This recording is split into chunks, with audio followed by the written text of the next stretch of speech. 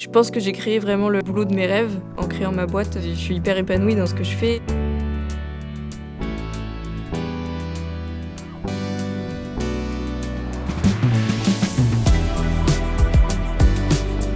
Je m'appelle Amandine, je suis ancienne étudiante de Ciné Creatis et aujourd'hui je suis réalisatrice vidéaste dans ma propre boîte de prod à Bordeaux.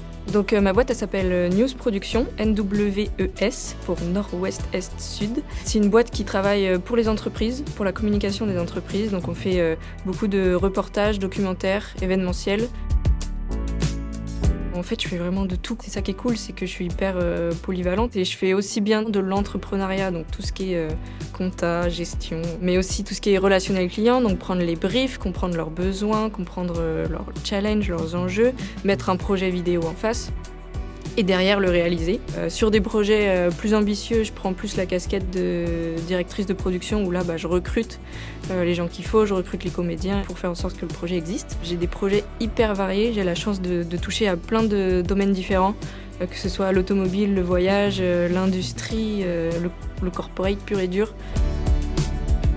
Mon dernier stage, c'était donc à Bordeaux, dans une très grosse boîte de production qui s'appelle Écran du Monde, qui est très reconnue. Enfin, ils ont fait tous les Thalassa. Et en fait, je trouvais ça génial d'avoir une prod et de gérer les projets et tout. Et je me suis dit, ok, je vais faire ça. Alors, je lance ma boîte. Direct après mon stage, j'ai lancé ma boîte à Bordeaux.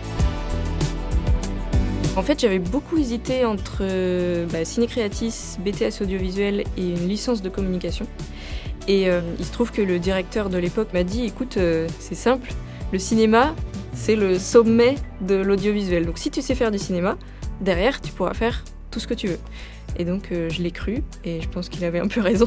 Elle m'a apporté concrètement, évidemment, beaucoup de bases techniques, théoriques, le bagage essentiel pour faire ce métier. Mais ce que ça m'a apporté vraiment, c'est plus un état d'esprit de professionnalisme, de rigueur, faire en sorte que tout soit clean, aussi bien en régie au niveau du plateau que derrière le workflow de post-prod, qu'il n'y ait rien qui dépasse. Je pense que ce qui nous a tous le plus marqué, c'est le film de fin d'études.